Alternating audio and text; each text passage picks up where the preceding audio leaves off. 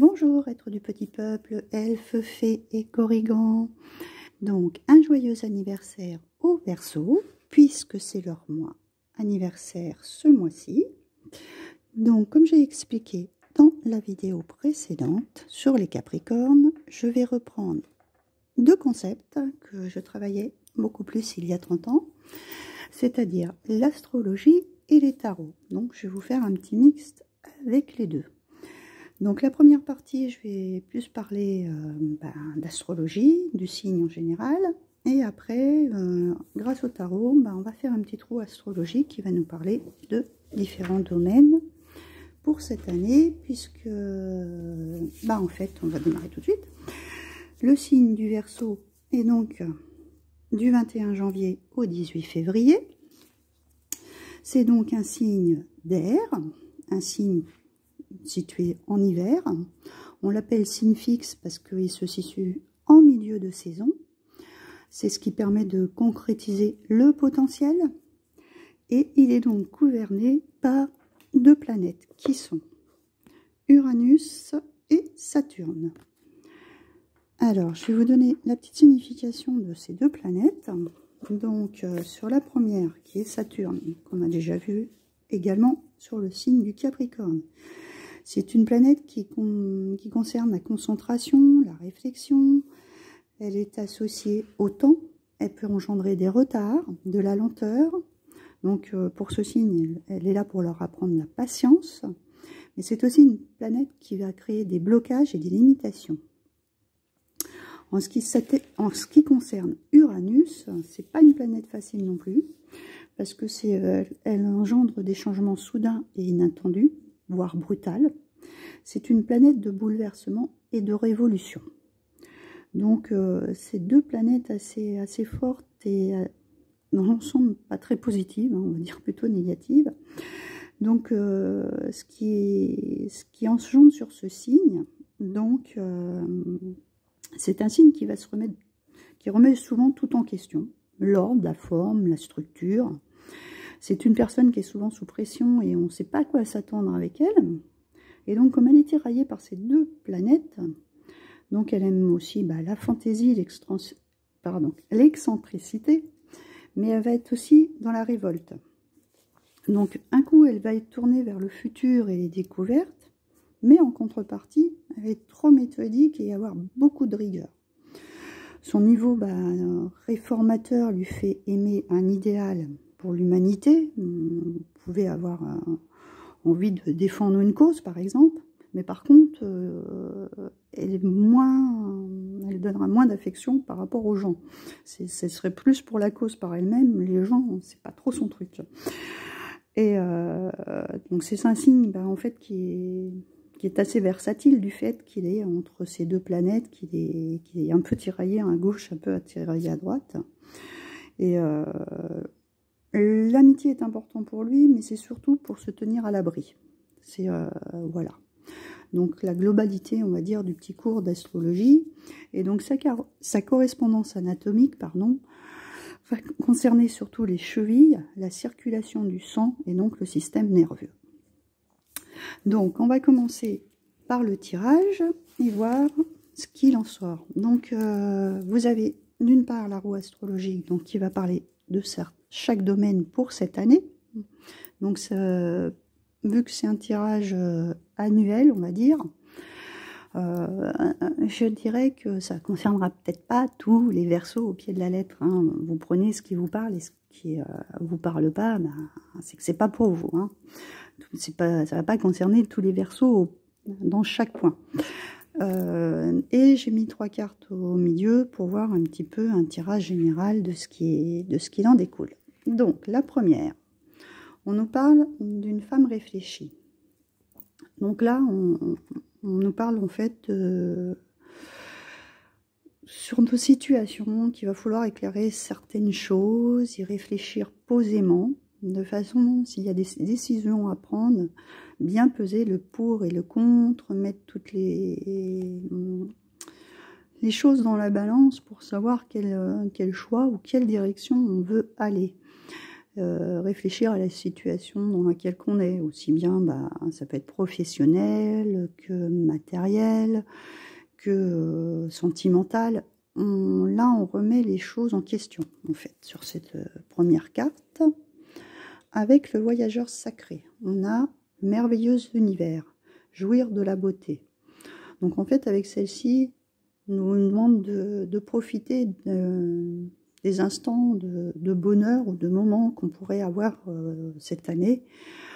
Et s'émerveiller aussi de choses qu'il y a tout simplement autour de nous, de choses toutes simples, que des fois on passe à côté et qu'on ne fait pas spécialement attention. Donc, en profiter des moments présents où, pardon, où ça nous apporte des moments de joie, ou un moment où on a une fête quelconque. Profiter vraiment de chaque instant qui va nous apporter en fait du bonheur. Avec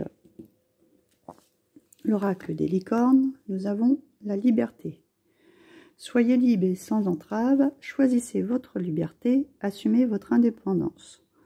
Voilà, si vous vous sentez contraint sur certaines choses, on vous dit en fait de reprendre votre liberté, votre envol, afin de pouvoir vous épanouir et de vous libérer de certaines choses qui peuvent vous sembler un petit peu pesantes. On vous dit de déployer vos ailes et puis de vous envoler. Donc ça a l'air d'être en rapport avec votre réflexion. Vous vous sentez peut-être en ce moment un petit peu trop attaché. Il y a peut-être des choses qui vous enchaînent, ou des situations, ou des relations, et peut-être besoin de clarifier ça. Donc on va commencer donc par la première maison qui correspond en fait à l'ascendant dans un thème astrologique, et donc souvent soit mince, un trait de notre personnalité. Normalement l'ascendant ça fait ressortir un trait de notre personnalité, mais là comme on est dans un tirage général, c'est peut-être votre état d'âme du moment. Donc là on a donc la roue de fortune qui nous parle donc d'un nouveau départ. Vous arrivez à une échéance, et donc prendre une nouvelle direction, un changement de direction pour accéder au bonheur. Ça va à peu près dans le même état d'esprit. Et là, en fait, on a la grande prêtresse, je vais y arriver aujourd'hui. Donc celle-ci nous parle d'intuition, de ressenti, de choses que l'on perçoit, mais c'est aussi des choses qui peuvent nous être cachées. Donc il y a peut-être eu des choses cachées qui nous ont blessés, et donc qui nous demandent de changer de voie, de prendre un nouveau départ pour cette année. Parce qu'en plus, la roue de fortune, c'est sur l'année à venir, justement. Donc il y a des choses, là, visiblement, il va y avoir du changement. Et on vous demande d'écouter votre intuition et de la suivre. Voilà. Donc, pour la maison 2, c'est ce qui correspond au bien matériel, aux finances, etc. Donc là, on a le monde. Une fin très heureuse, la boucle est bouclée, l'épanouissement spirituel. Et derrière, on a la maison Dieu. Ouais. Donc ça, c'est la maison Dieu, je ne vais pas le cacher, c'est un effondrement, c'est quelque chose qui va se bouleverser, il va y avoir un changement radical, on s'y attend peut-être pas. Mais bon, derrière, il y a le monde, on a ces deux cartes-là. Est-ce que là, je dirais plutôt celle-là d'abord et celle-là ensuite, puisque c'est celle-là qui est en première. Pour l'instant, peut-être que toutes les choses étaient... on va dire, stable, et on pensait qu'on atteignait quelque chose pour aller s'épanouir. Et en fait, il y a quelque chose qui est en train de se briser parce que les fondations n'étaient pas solides. Donc, il est bien de repartir sur des nouvelles bases, parce que là, il y a besoin, comme même la carte précédente, de changement pour s'épanouir à nouveau. Donc là, il y a vraiment un bouleversement, quelque chose qui va s'effondrer au niveau... financier, c'est peut-être pas la stabilité qu'on espérait, et qu'il faut revoir les choses. Sur la maison 3, qui est un rapport avec les entourages, ça peut être les frères et sœurs, des parents proches, etc., des oncles, des tantes. Nous avons donc la lune. Donc l'opportunité d'élaborer plus finement vos projets, laissez-vous guider par votre intuition, affrontez vos peurs pour être plus fort. Donc la lune, il y a peut-être des choses cachées dans votre entourage, des choses que vous ne connaissez pas, qu'on ne vous dit pas forcément, parce que sur l'autre, c'est le battleur en fait, le magicien. On a aussi cette lune qui est là. Normalement, le magicien, c'est quand on a toutes les cartes en main et qu'on va en fait mettre en place de nouvelles choses. On a tout pour avancer. Mais là, elles sont... En regardant les deux, je dirais que l'entourage, il y a des choses qui sont à éclairer. Au niveau familial, tout n'est pas tout à fait très très clair. Il y a vraiment... Alors peut-être que vous allez justement percer ces mystères, ces choses cachées, de par votre intuition et des opportunités que vous allez peut-être élaborer vous, parce que comme vous êtes, on vous a dit de réfléchir, d'éclairer certaines choses qui sont peut-être pas spécialement pour l'instant mises en lumière, et qu'il faudrait oui, y voir un peu plus clair. Donc la maison 4, c'est ce qui correspond à la famille d'origine, donc ça peut être votre famille que vous avez créée, ou alors vos liens avec vos parents.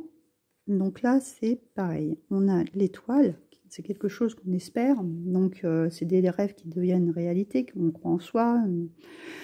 En général, la fin d'une situation aussi difficile, c'est tout ce qui est nos souhaits, nos vœux, donc le vœu d'avoir une famille très, très unie, par exemple. Et là, derrière, on a le fou.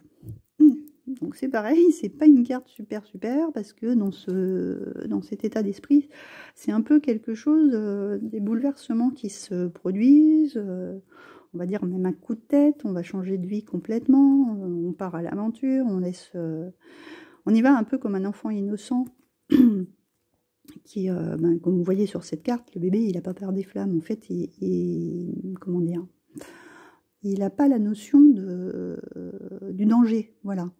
Donc, on a l'impression, là, qu'il y a des choses... c'est pareil. Hein. Il y a tout qui est... en fait, ce sont des cartes qui sont assez dans le sombre, de choses qui ne sont pas claires. Voilà, je vais dire ça comme ça.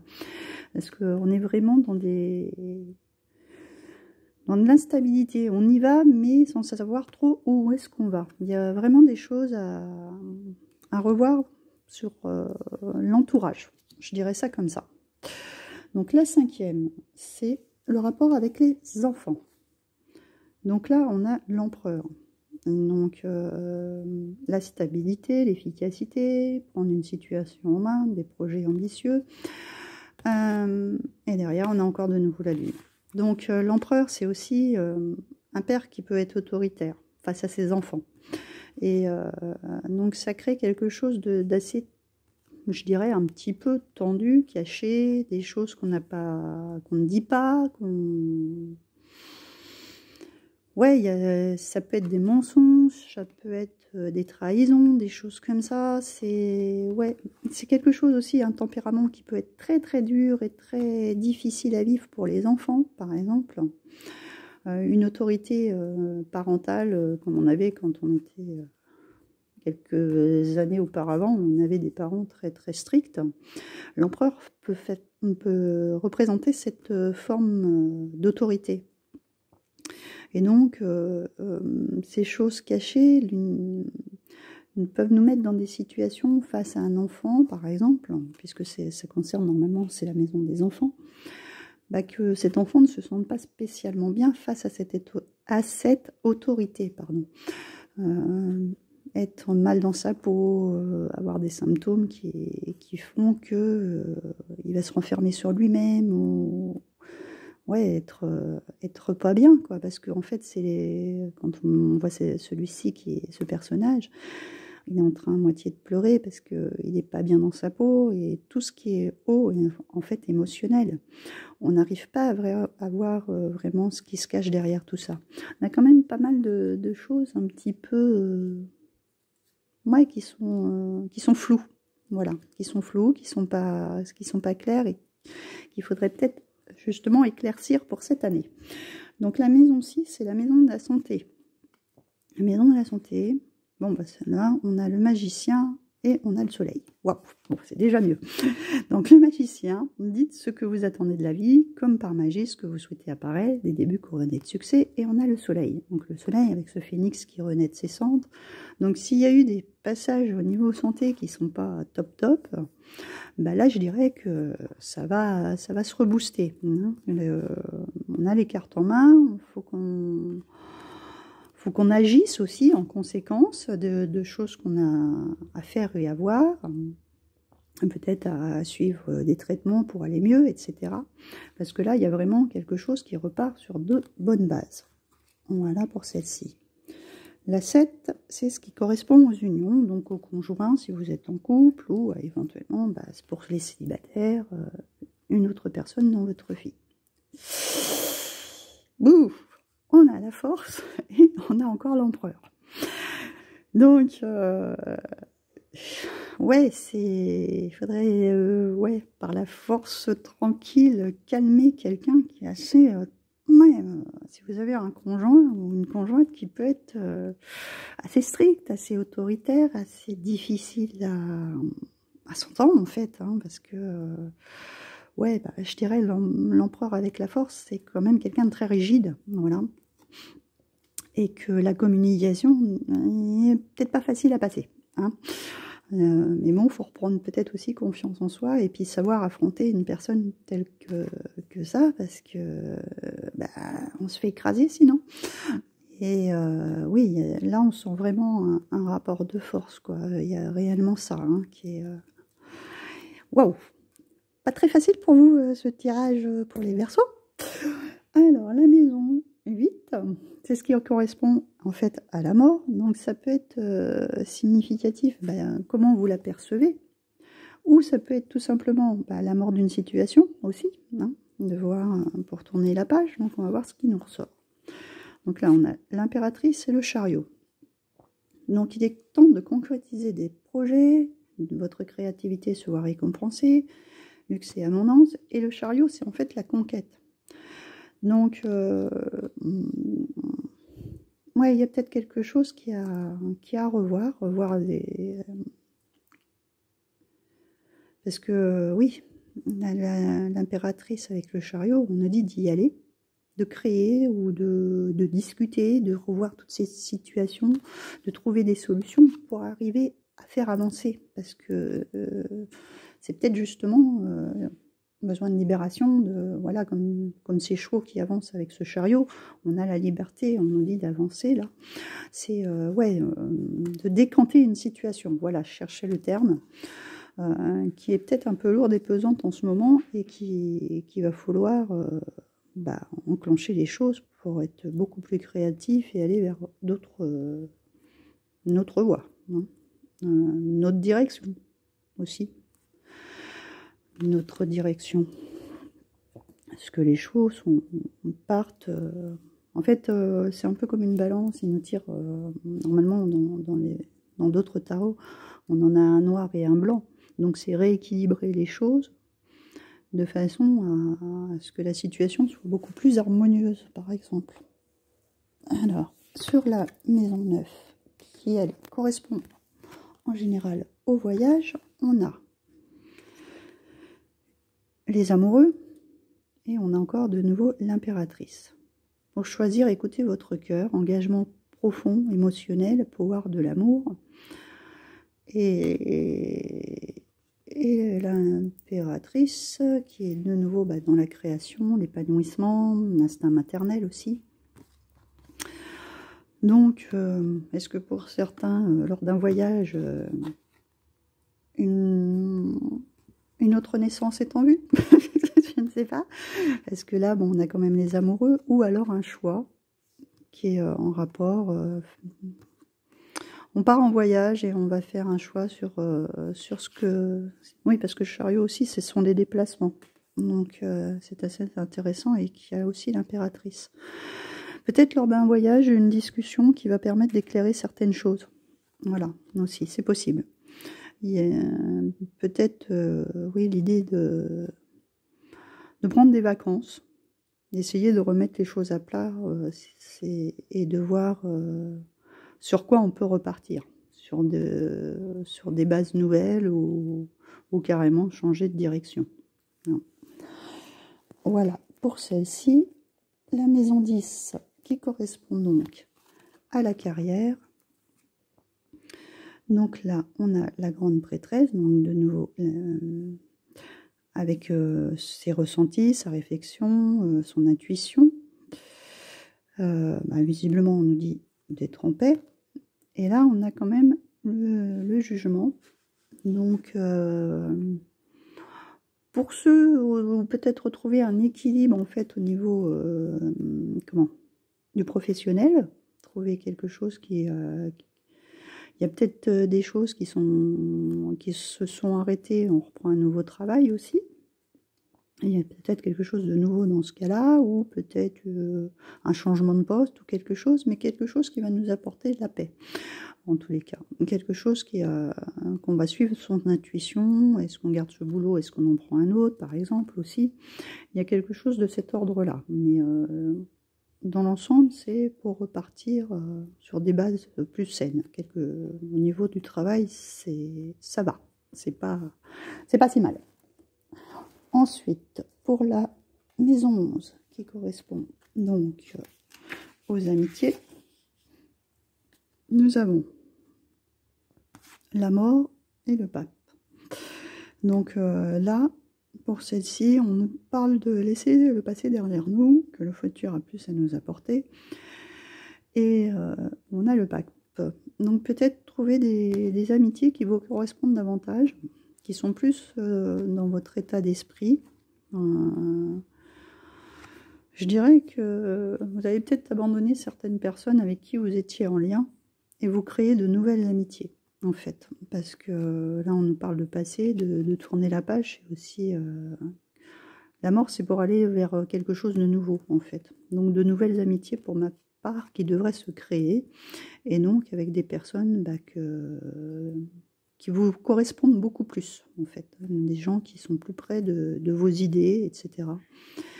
En ce moment, vous allez peut-être faire un tri de personnes qui vous apportent plus rien, en fait. Voilà. Et donc, dans la maison 12, la maison des épreuves ou des ennemis, on a de nouveau le pape et de nouveau la justice. Donc, cherchez un sens à votre vie, envisagez une approche différente, entourez-vous d'amis ou de maîtres faisant preuve d'une grande sagesse. Donc là, pour moi, je dirais que vous recherchez plus à rééquilibrer certains désaccords, de chercher un soutien auprès de certaines personnes pour vous aider dans certaines épreuves que vous avez, pour pouvoir rééquilibrer les choses. Vous avez besoin de trouver un soutien ou éventuellement quelqu'un en rapport avec la justice qui pourrait vous aider dans une situation un petit peu complexe ou compliquée. On a vu qu'au niveau familial et financier, c'était pas ça du tout. Donc, est-ce que la justice peut trancher sur certains points pour certaines personnes? Il y a de fortes chances parce qu'on parle quand même d'une personne, là, pour moi, quand je vois le pape avec la justice, c'est quelqu'un d'autorité, en fait, voilà. Donc, il y a probablement, oui, des personnes qui risquent peut-être de se séparer au cours d'années et de passer au tribunal pour un divorce ou par rapport aux enfants, parce que là, on voyait aussi, par rapport aux enfants, c'était pas très, très clair. Peut-être une garde alternée, des choses comme ça. Ça tourne beaucoup. Là aussi, le karma, qui est le jugement, qui est pas loin encore aussi du pape. C'est comme si tout était enchevêtré, en fait. C'est un petit peu, l'histoire, là, je dirais, au niveau familial. Cette année va peut-être être pas aussi simple que vous le pensez.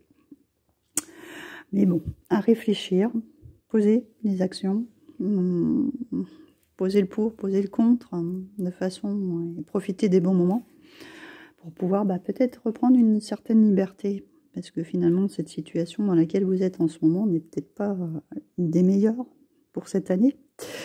Bon, c'est pas très, très, très positif, mais bon. Vous êtes aussi un signe qui est entre deux eaux, donc qui est gouverné par ces deux planètes, comme je l'ai dit juste avant. Donc à voir, à voir. Tirer le positif de tout ça et poser. Il y a beaucoup de balance en fait, hein, de choses à sous-peser, le bien, le moins bien, et faire la part des choses. Donc voilà pour votre tirage, les Verseaux. Je vous souhaite une bonne année quand même. Hein. Il y aura peut-être du positif dans tout ça, hein, à en tirer. Peut-être que les choses s'éclairciront et vous trouverez une nouvelle voie finalement. On va partir sur un nouveau départ.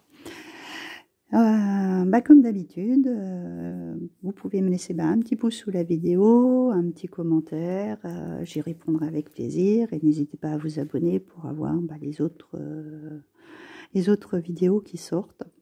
Et puis je vous fais de très très gros bisous et je vous dis à bientôt.